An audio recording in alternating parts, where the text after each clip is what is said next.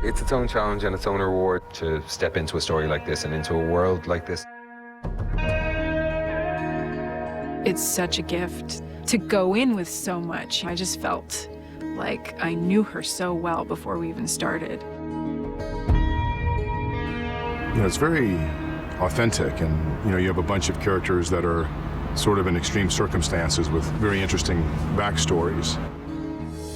That's the dream as an actor, you know, to shed all these layers and to test those waters, to see if you can honestly go to certain places.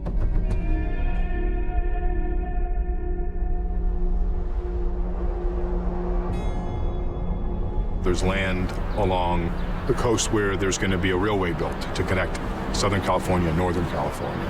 And there's a lot of money to be made in something like that, and it's legal. It's sort of at the moment where that's all getting finalized, and then this death kind of throws a wrinkle into things. My associate, his name's Ben Casper. He was into that sweet Eastern Bloc pussy you all run between clubs. Bill Coro, Vinci PD. This man's a missing person with us. This pseudo-crack team put together by various parties to not solve this case.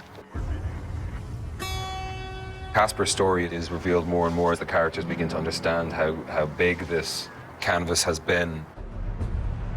To me, it has that same dark, gritty, complicated, surprising quality that the previous season had. The characters are all very rich. Ray is a detective working with the Vinci Police Department. I'm brought in by Frank, Vince's character, who uses me to do bits and pieces, to gather information or to quell the spreading of information. And so I'm stuck kind of in this kind of nexus of betrayal between these two parties that I have allegiances to for different reasons.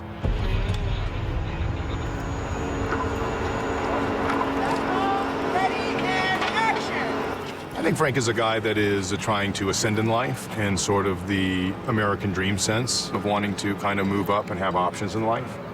People are interested in gambling or their vices. I think Frank is realizing people are going to do that, and he's going to kind of make a business that way. And at the same time, I think he's looking to kind of transcend out of that and find himself in something that's a little bit more legitimate.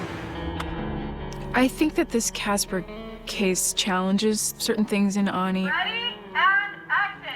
I think she can smell a rat a mile away, and she knows that this is just really dark and goes really deep.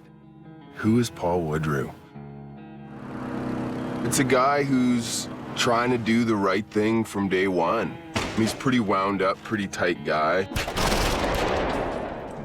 We have debates of what Paul would do in certain situations if it is just a military decision. Yeah, like if we just think about it, he's doing everything from a tactically trained POV. It's the difference between us going, what the fuck do we do here, and you having a clear plan from the start. And we brought those SEALs on the set. You're just moving right here. Okay, that's good. I love that within Nick's mindset of like, is that what he would do? And then it's like a SEAL would be like, yeah, that's how we would do it. And it's like, end of discussion. Bang, bang. Action. Bang, bang. It's based in fucking reality. And I love that. To me, the through line in True Detective is Nick Pizzolatto's voice. The incredible richness of character and the structure to the story, I think, is something that is signature to True Detective. While it's completely different in its narrative and the number of characters and the size of the show, it still feels like True Detective. I've never worked with someone who's so committed to the backstory and what's brought them to this scene or that scene. So here's my question to you. Am I pretty sure it's going to go this way, or am I prepared for it to go this way? You're prepared for this to go this way? Somebody is going to say, Frank, who are you to give us orders? Being first and foremost a real fan of Nick's, and then also seeing the quality of work that was done the first time, I was very excited to come and get a chance to play around and participate with him on this new venture. I'm going to show them what happens if you think I still don't got it for whatever reason. And not by just got it like I can box. It's that I'm the meanest motherfucker idiot you've ever. These are the consequences. It very much is set in a fringe part of this town. There's not too much of the Hollywood iconography. One of the things I was really drawn to when I first read a couple of the episodes was Vinci and this kind of like back door of Los Angeles or of Southern California.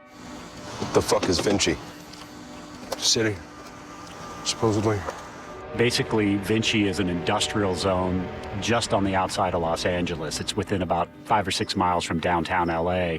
You know, it's kind of an off-the-grid place with not a high population, where there's good incentives and stuff for people that are operating within that. And it becomes kind of a small town where you got to know somebody, and Frank is definitely a player in that community. It's just been great shooting in LA, full stop, and the locations department has done an incredible job. And, you know, we find ourselves in the most amazing places every day. These live locations, the grit, it helps immensely as an actor to react with that, and just to be out in the shit is great. I think it's indicative of the material and HBO's production values, that when it feels stronger, it feels richer than quite a few of the films I've done. Very quiet, guys. Let's get The Black Rose is one of my favorite sets ever, man. It is kind of nerve central in a way. It's where my guy and Vince's character Frank meet. It's very simple in there. Every time we get in there, it's just me and Vince sitting across from each other at a table. And you know, as an actor, for me, there's nothing more enjoyable than a well-written scene and two people sitting across from each other. It never gets more fun than that. It's kind of a rundown bar in some ways, but I always saw it as a little bit of like an island of misfit toys. That Black Rose is kind of magical. You know, you think it's just a set and it's just these walls that have been built, but they take on this amazing energy. There's always music being played, and it's always live, and it's always original. This is my least favorite life, the one where you fly and I don't. A kiss holds a million deceits, and a lifetime goes up in smoke. We're incredibly fortunate to be working with T-Bone Burnett. Nick wrote specifically to music in the script and then handed that over to T-Bone, who wrote the music that fits in that part of the show. He was a liar, but not a tone. Still he went to your head. The Black Rose is not the Black Rose without Lyra Lynn. She's a character in the piece, not just there to lend music, but there to lend mood and there to lend her own story. And I know she doesn't, but it feels like she may know more about what's happening in these characters' lives than they have any idea themselves. When lovers of the future read these lines, the sound of steel and thunder will echo in their minds. To me, to get a chance in this long form to be a part of such quality storytelling has just been fantastic. To be in something so rich for so long and to get to hang out with these characters and really watch them grow and develop, that part of it's been unique. It does feel like a small movie every couple weeks, though, you know. The process is very similar. We have our time to get the scene right, and we won't leave it until it is right. Some people have more story, more words, and all that jazz. But everyone that's come onto the show, every single player, whether it's someone who plays for a day or someone who plays for the 5 months, has been extraordinary.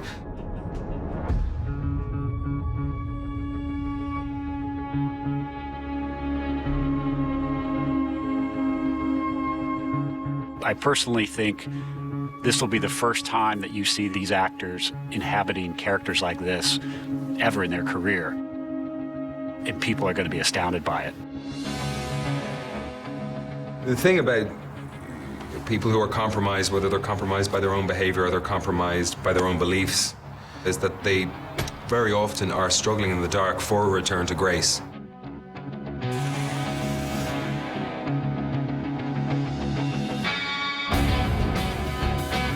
As I said, there's a murder that takes place. Of course, there's an investigation, but I hope it takes the backseat the way in the first season it did for me, because it really is about these human beings and what they're going through.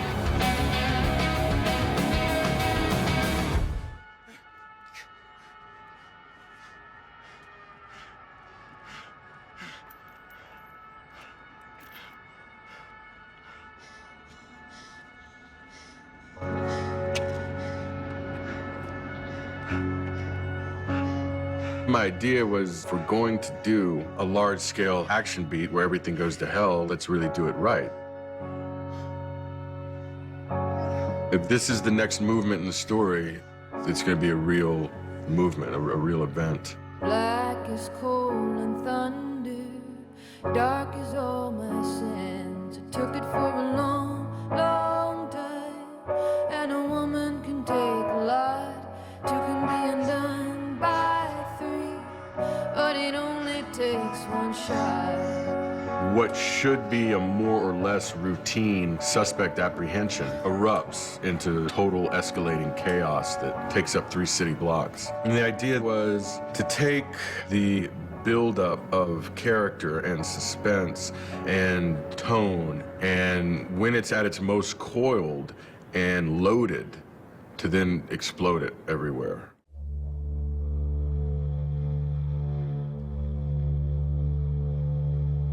Today is what we refer to as day one of the Great Vinci Massacre.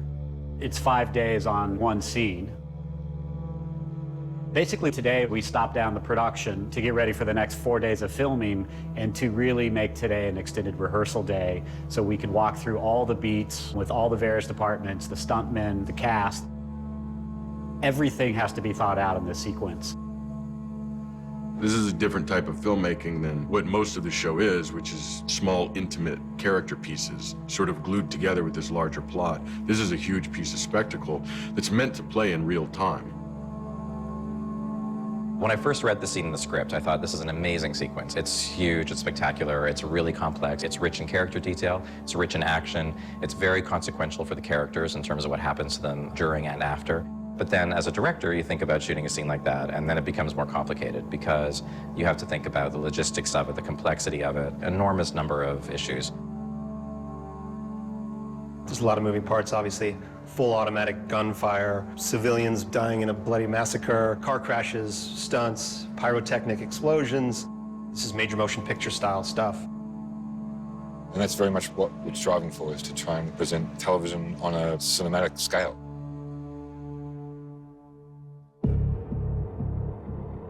Nick's very specific with his action beats. It lends itself to an authenticity that's hard to come by sometimes in the stunt world. It's very important that we treat our action scenes as ground level and realistic as possible, as opposed to stylized violence and the sorts of glamour usually attached to violence and action. Bang, bang, bang, bang, bang. Automatic rifle fire coming from up top. These two fellas will be squared and go down. They're played by stuntmen. There's so much gunfire and stunt work in this that we had to separate it into different sections, completely dismantle it, quantify everything from the amount of bullets, where they'll run out of ammo, where they'll drop their weapon and pick it up from somebody else, where the dead bodies will fall, where the explosion is going to occur, where the debris from that explosion is going to land. It's like you see it, and you just run it. And as we progressed through the sequence, we went down the block and around the corner and pegged where the bus is going to crash, where the SUV is going to start burning. We have to be able to justify everyone's position within the shootout, within the aftermath. We'll spend a lot of time walking through the action repeatedly until we find that everyone agrees that it makes sense and it's not a fabrication or a stretch.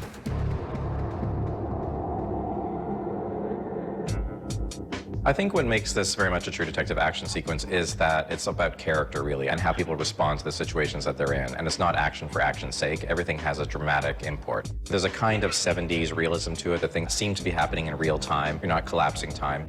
We're basically making a 70s movie. When we shoot it like we're in the 70s, that was even one of the rules I laid down for camera, was you can't do anything that you couldn't do in the 70s. So if the camera moves, there needs to be a good reason it's moving. It's very organic. Like, we actually found this location where things are close to each other, so when people are being chased, they're really being chased from this place to this place that exists in reality. We're not creating a filmic cinematic space. We have like a meth lab, and it's right next door to a bridge and an underpass, and you know, all this stuff actually really is all together. Meth lab isn't real, but everything else is actually real.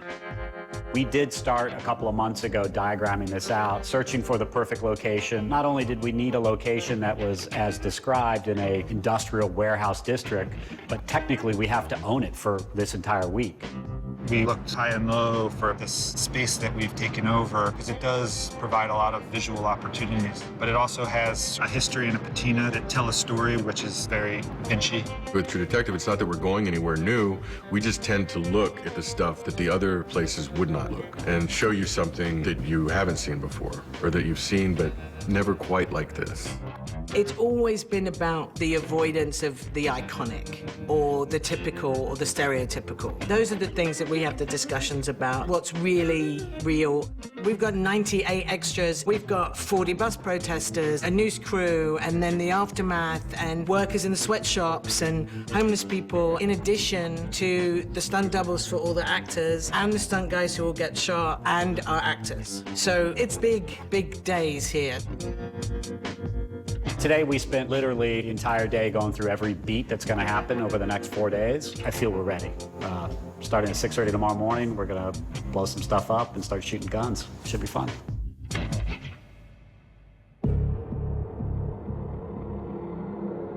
Today we're shooting our meth lab, the building explosion, the shootout, the beginning of the sequence. We did it all in order. We started by just the actors walking up to the building, and then they started taking on fire.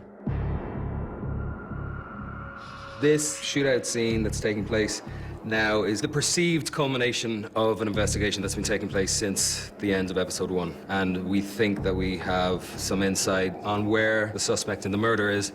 And we go to this place just to take him in, and all hell breaks loose.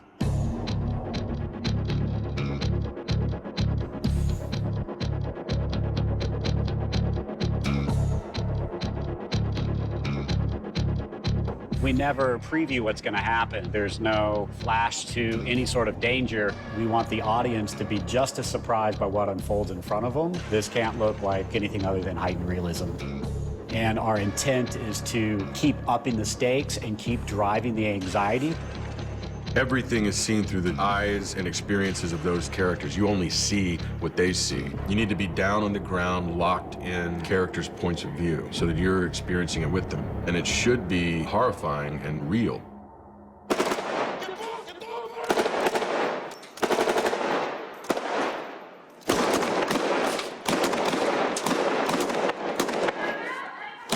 Our leading men and women have varying degrees of experience with weapons. For instance, Taylor had come off of some projects where he'd had a wealth of experiences, which is great because he's meant to look calmer and more seasoned than the other players. We've also had some help from some of our Navy SEAL friends that have come in and weighed in on how Taylor can best tactical reload, whatever the case might be. We generally try to teach him principles that he can apply to any situation that he finds himself in the production. We'll help tweak his individual movements. The fact that he's checking his surroundings, he's aware of where everyone on his team is, he's aware of where the enemy is, he's aware of the status of his weapon system. All these things combined allow him to look and feel like he's a professional compared to the other people who may have just been put in this situation all of a sudden. Gunfights are problem solving, right? It's a continually evolving problem. And so what we're trying to do is portray Taylor solving that problem one step at a time. After rehearsals, it was just me and both of them walking through every beat, why he makes these decisions, and they question you as well. It's like, why are you going to stop here? Why are you going to go through this corner, and how are you going to do it? And they did nothing but facilitate this whole process for me and grounded Paul in the way he fights, so it helps me immensely. Taylor's character, Paul, is an animal, and it comes from his military background. He's highly trained, and this is probably as safe an environment for him as maybe some other situations that are less violent. It's almost like he self-actualizes in the midst of violence. The other cops are in many ways freaking out and just trying to stay alive, and he's coolly, calmly going about actually winning this fight.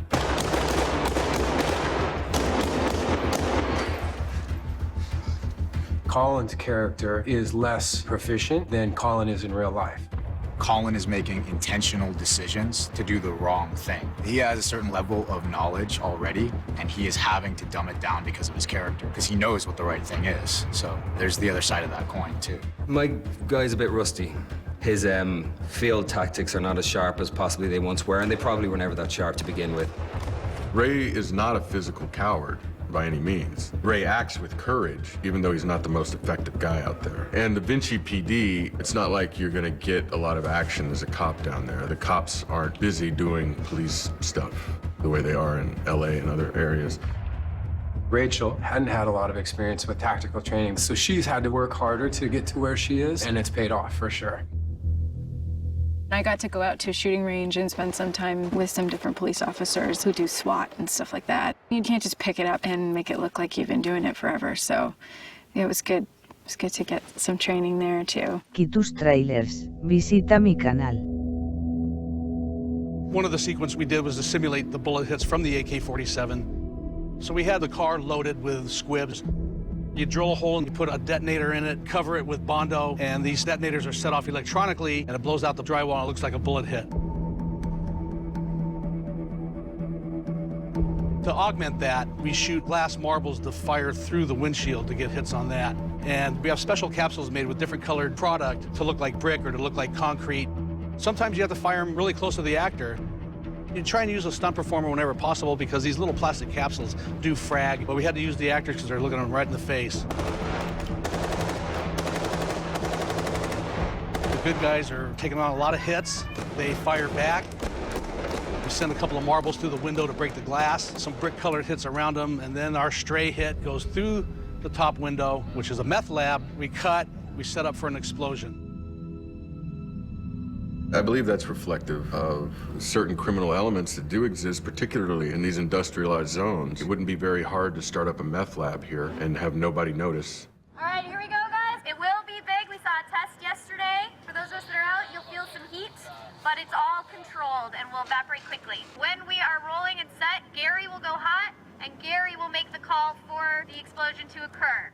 There's many ways to simulate an explosion, but you have to do what's best for that particular situation. The biggest challenge was protecting this building. It's a 100-year-old building. We have adjacent roofs, we have power lines, so we didn't want a flammable liquid that could cling. So we achieved this effect with propane mortars, one for each window with about 60 pounds of propane. And when you hit a button, that valve opens up and all that propane whooshes out at once. In front of the propane mortar, right on the edge of the window, there's 2 pounds of benzoyl peroxide, which is a flammable solid. When you light that, it ignites into a big fireball, but then with the propane behind it, it just pushes it out the window and it dirties it up. Because propane's a little clean, you don't get a lot of smoke, but with the benzoyl peroxide, you get a lot of dirty smoke out of it, so it gave a great effect. It looked more like a chemical explosion, being that it's supposed to be a meth lab. Like that.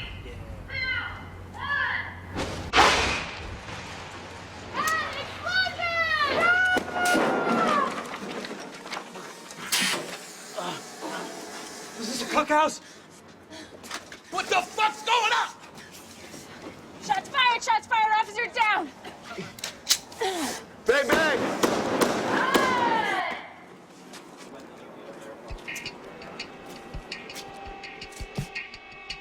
The nature of this kind of work is you have to segment it, so you never get the full effect of what you're doing. It's always pieces that we keep knocking off, and we achieved everything we set out to do today. We got through some of the big stunt work and the explosions. That's it for today, you know, day 3 tomorrow.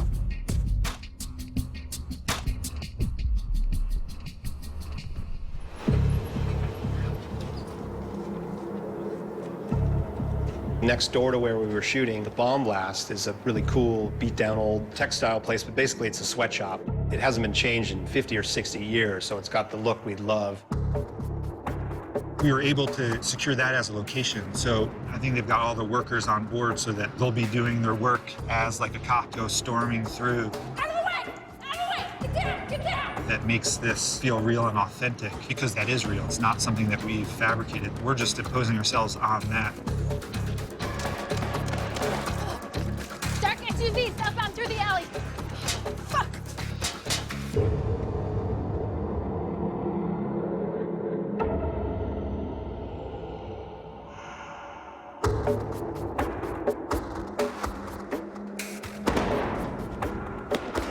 As we'll come to find out, the day was somewhat orchestrated. It was never supposed to go this badly, but it wasn't supposed to go well for the cops. And it gets worse. It keeps escalating. It keeps escalating. Story-wise, our getaway car is coming down the alley at about 35 miles an hour, taking a turn, fishtails through a crowd of people, rights itself, and then takes off again. It travels about a city block before it strikes the bus.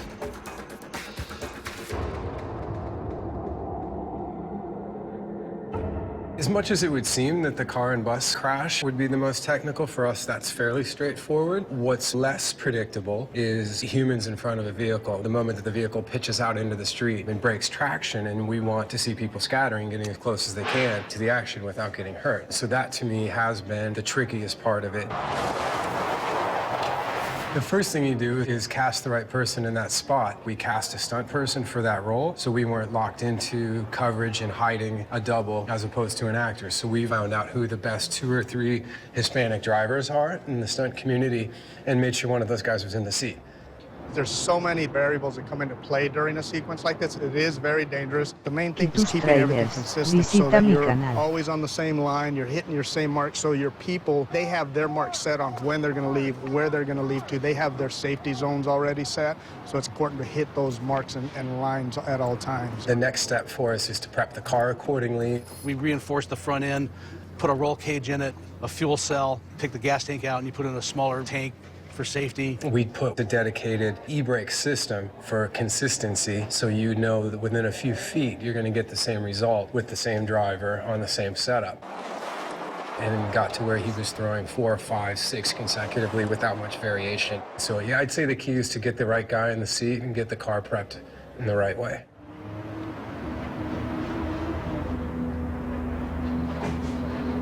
Story-wise, the bus is coming up the street after dropping some passengers up. Our getaway car comes around another corner, and they end up running into each other.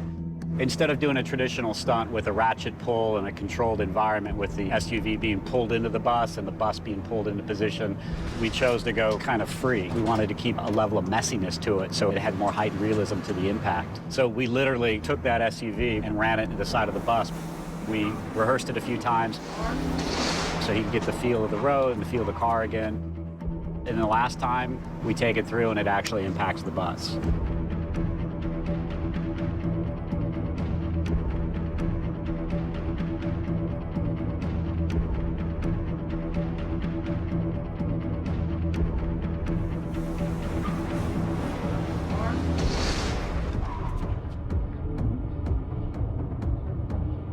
The SUV was going about 40 miles an hour when it hit it. It was pretty spectacular. It completely ruined the SUV. Even with the crash cage, it crumpled it. It actually pushed a 35,000-pound bus about 15 feet. The way the bus lands, it blocks the street, traps our assailants inside this block behind me. They can't get away, and the cops are trying to get to them. And it literally is a kill zone between civilians, police, and the bad guys. It's mayhem and pandemonium.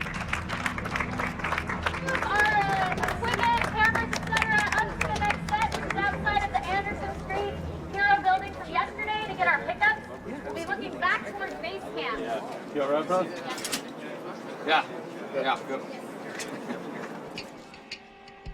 Rhythmically, there's something like music there. You're conscious of the way everything works as a total movement, where its rises are, where it settles and sits, and where it jettisons forward at high speed. And the script, it's 7 pages of beat by beat. This is how it escalates. This is what happens. This is what happens. And so far, I'm really happy. It seems like we're capturing it exactly that way. I'm just glad we're halfway through it. The bus has crashed. The building's been exploded. Automatic gunfire next.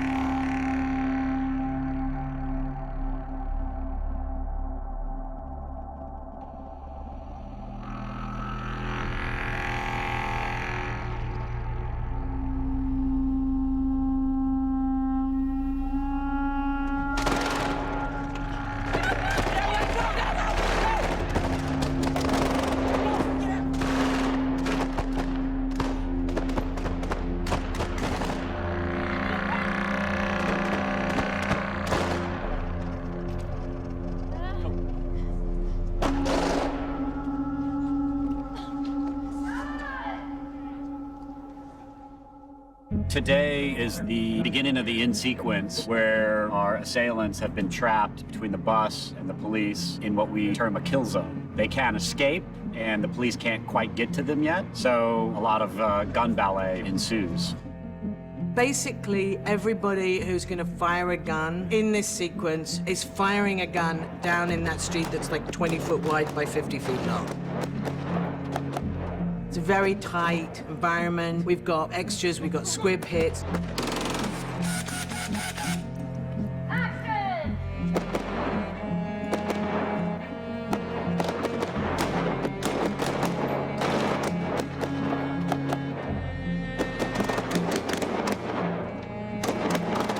We chose to use real weapons with half-loaded blanks to give a little bit of heightened realism to it, not only to the sound quality, but just in general to the dynamic of the scene. Instead of using some of the other tricks of the trade with non-guns or fake weapons that you use visual effect to fire in post-production, we chose to go live with live muzzle flash and live gunplay. It also layers a tremendous amount of challenges on it, keeping the camera crew safe, keeping the actors safe, because some of it is in very tight quarters. We mapped out all the ammo shots so that we could make sure we only portray the ammo that's actually in the field. So working out who was carrying what and how many rounds they would have and what the bad guys would have grabbed on the way out of the door when they were leaving after the building blows up. We fired over 2,000 rounds so far today, and we're not done yet. I mean, a lot of the thing is you're just trying to remember certain physical cues and how many rounds you send down that way and how many rounds you send down that way. And it's a very physical thing doing these scenes, but there's a mental acuity that you attempt to bring to it as well, and just remembering what the blocking is. Because it gets fairly chaotic in there when everyone starts shooting and they're shooting AK-47s and there's just rounds going off everywhere. Like everything we try to do, it's driven by character and those characters' point of view. Not only do you have to capture the technical aspects of the gun battle, but we also need to get the moments that they're carrying as actors. They're witnessing civilians being murdered. They're witnessing colleagues being killed.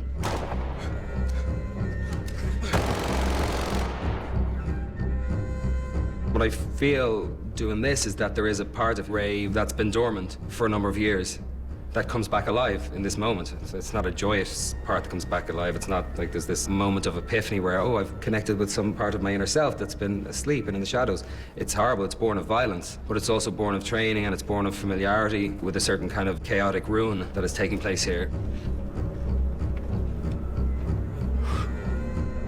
For any character, any one of us, to have these close quarters and to always be checking your left, right, wherever you are, having all those civilians on the bus for me is a game changer for Paul. All the actors can all communicate complicated emotions and fierce intelligence in silence. There's character happening within this chaos and hell.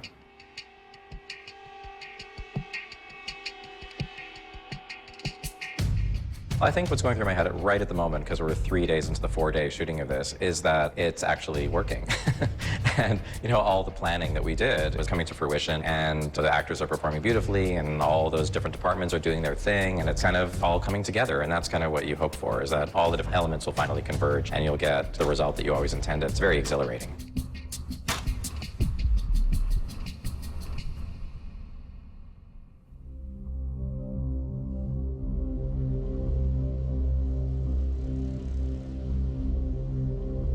Today, we'll clean up the gunfight. We'll film the tragic demise of the bad guys.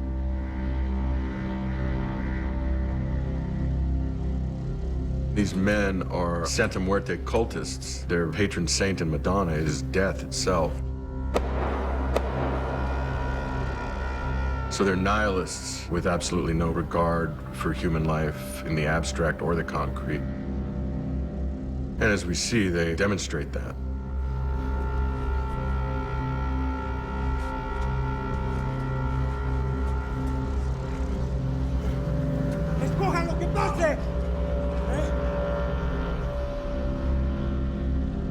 The main assailant, who they came to arrest, is the last man standing, and he takes a hostage off the bus and tries to use him as a human shield to get away.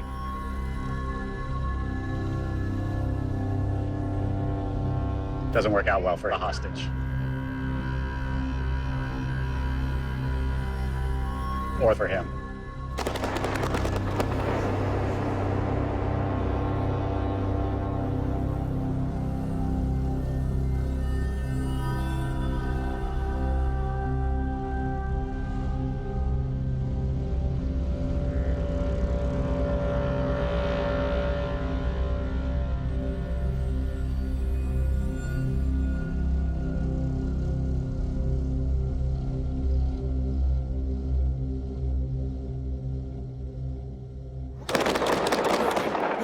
The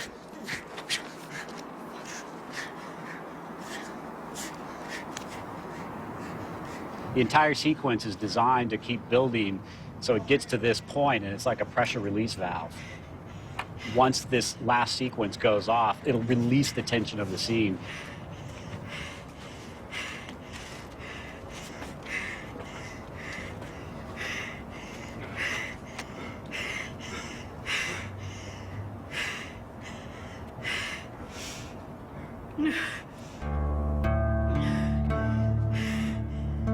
My hope would be that the audience is both emotionally and at a physical, visceral level exhausted by what these characters have just been through and what they went through with the characters. You definitely feel that as a turning point. The axis kind of shifts, where suddenly everything that people thought was true is suddenly maybe not true. And they realize that they're now in a degree of difficulty that they never anticipated. This is another turn in the path of all these characters' lives. It's another sharp bend, another twist, another iteration of a direction that nobody saw being presented. I also think the experience, once it's over, is particularly traumatic for Colin's character because his life has been locked in a cycle of violence since he committed an act of violence 10 years ago, since he killed a man, thus engendering further violent acts. And as far as that goes, this would be some kind of apotheosis of that cycle of violence. This is the apex.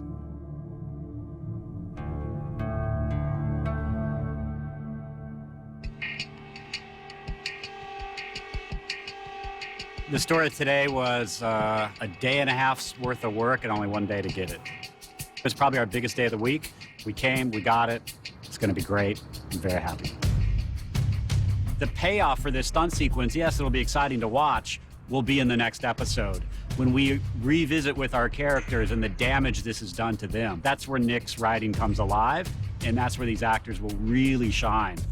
In True Detective, the world reflects the characters and the characters reflect the world.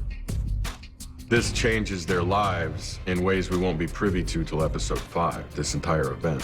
And it also ostensibly ends the Casper investigation.